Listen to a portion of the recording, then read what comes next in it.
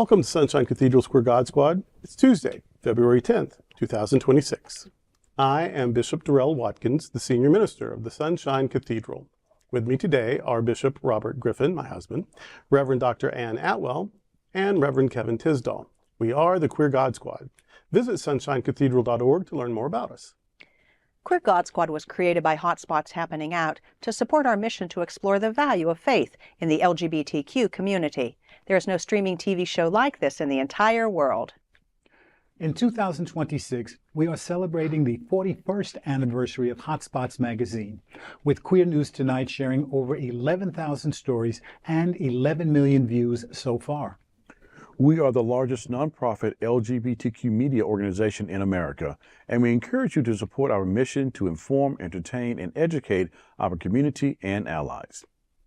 We are proud to announce that Hotspots Happening Out is a beneficiary of the Florida AIDS Walk. Funds raised will be matched dollar for dollar in support of Hotspots Happening Out HIV policy reform and educational programs, including the MSM conference. We invite you to join Team Sunshine Cathedral in this initiative. Join us on March 21st to walk in support of the HIV community and along the Sunshine Cathedral team. This is the Sunshine Cathedral perspective. Queer culture in South Korea are becoming more visible. South Korea's queer culture balances historic legal gains with persistent social barriers. The landscape shifted significantly following the 2024 Supreme Court ruling that granted state health insurance benefits to same-sex partners, a landmark decision that finally recognized the constitutional principle of equality for LGBTQ+ couples. This momentum evolved further in 2025 when the National Census began following same-sex households to register as spouses, marking the first time the community has been officially counted in national statistics. Culturally, a domestic BL's Boys Love boom has brought queer narratives into the mainstream with 2025 hits like Peach Trap and Secret Relationships, proving that local audiences are hungry for diverse storytelling. However, tensions remain. Conservative religious groups still mount fierce resistance at the Seoul Queer Culture Festival, and many individuals continue to lead closeted lives due to the lack of comprehensive anti-discrimination law. 2 steps forward, 1 step back, but they're going at and that reference to the BL is 2 shows, episodes. Both of them have episodes now of this show going on. And actually, I've been watching clips of one of them. I didn't realize I was watching clips of one of them that I was watching, and it's the Boy Trap one.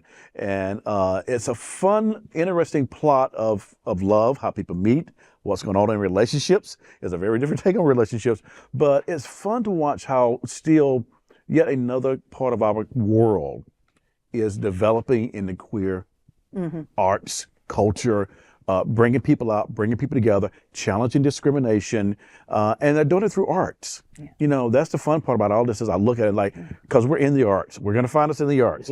But just for this, you know, for South Korea becoming more visible with their queer culture is yet one of those. I think it's the light glowing in the darkness. And it's going to continue to get brighter and brighter and brighter, because the more they step out with this, the more people are going to see, and they're going to come out. Although some probably, you know, as I said, remain in the closet, but more will come out and be more supportive. And the conservatives are going to always be conservative wherever you are in the world. So just, you know, they'll be fine. As you come out, as you tell your story, as people see you as human, as people, you know, connect with you on a human level, that does change prejudices. Why did people want segregation? Because if you get to know folks, you're not going to hate them. Yeah. Why did people want gay folks in the closet? Because if you get to know them, you're not going to hate them. Why did it used to be that Catholics could not go to Protestant churches and Protestants could not go to Catholic churches? Well, because if you know people, you're not going to hate them. And so it's an age-old and a diabolical trick to keep people apart. I even had a professor in seminary that said pews were created by the devil to keep the people of God apart. That all these barriers between us. But it was they're doing the right thing by just living out loud. And as people see you and identify with you and see that you get more and more allies. Now, the largest church in the world, or at least at one time, I think it still is is in Seoul, South Korea. It's a Pentecostal church, and it is rabidly homophobic. In fact, one of my seminary professors, who's a very progressive lay theologian, Presbyterian, also syncretic. I mean, she's also Buddhist, as it turns out. A feminist theologian. This church put a hit out on her.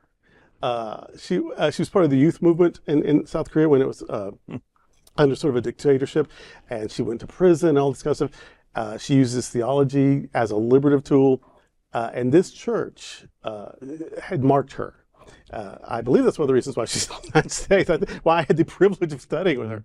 But not surprising to me that one of the generators of hate and cruelty and violence is a bastardization of the gospel, is people taking power and using Jesus and the gospel and the church and Christian history to create havoc and heartache and sorrow and prejudice and cruelty. So that's not Christianity at its best.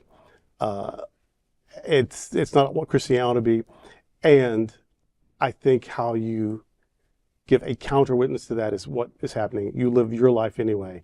You live out loud. You make your friends. You make your alliances. You show people who you are. Not what this fool's preaching. You show them what your life really is. And so one day that silliness will fade away. But in the meantime, this is the exact right strategy for combating that and living your life and celebrating your life. Right. And when we celebrate our lives through art, through music and movies and film and storytelling, it touches people in ways that a lot of other things can't and won't. It allows people, I think, to realize they're not alone. Yeah. You know, and that is so important when you're coming out or when you're trying to discover who you are, figure things out. If you can see films or hear songs about your story, your journey, super powerful. And that's the whole thing, isn't it? Providing safe space for people to express themselves. That we in the United States and all over the world don't fully get it, especially with the so-called conservative religions. It just makes no sense to me because if Jesus was nothing else, Jesus was a radical. Jesus preached love, period. There was nothing else behind that love. And in case you've forgotten, there's a church in Fort Lauderdale, Florida, the Sunshine Cathedral, where you will get a lot more of that lesson. SunshineCathedral.org. Check us out. Check out the Queer God Squad. Make sure that everybody knows that there is a church in South Florida that speaks to the heart of love. And that's today with the Queer God Squad. Before we go, I want to invite you to check our performing arts series. And on February 13th, we'll be featuring Jay Rodriguez live. An OG Queer Eye for the Straight Guy star, cabaret performer, and musical theater actor will be right here in Fort Lauderdale at 8 p.m. Saturday, February 13th. Finally, on February 28th, Adrian McGrady will be performing a range of musical styles from jazz to electronic on 5 different kinds of flute. And remember, all of those can be found at sunshinecathedral.org/arts for your tickets. And you can also get an add-on for the Cathedral Pub. The Sunshine Cathedral Center for the Performing Arts offers the Cathedral Pub experience. The Cathedral Pub offers performance attendees an inviting space to gather and connect with friends prior to the show, or a place to be while waiting for the doors to open. Guests enjoy live music, beverages, and appetizers in a comfortable meet and greet environment while they await the start of their performance. On show nights, the Cathedral Pub opens an hour before each performance and closes 15 minutes before the show starts.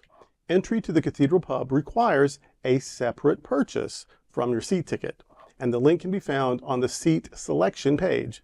Be sure to purchase before checking out. There's a limited number of people who can get pub passes, so don't delay. Thank you for joining the Queer God Squad today. We are here daily at 3 p.m. to have some fun and to discuss what our LGBTQ community is talking about. Please like and share this and other episodes of the Queer God Squad. Sunshine Cathedral is the world's leading progressive queer church. Progressive, queer, and God are words that naturally should go together. Remember that we're all in this together. Also remember, you are God's miracle, not God's mistake. Until next time, we are the Queer God Squad.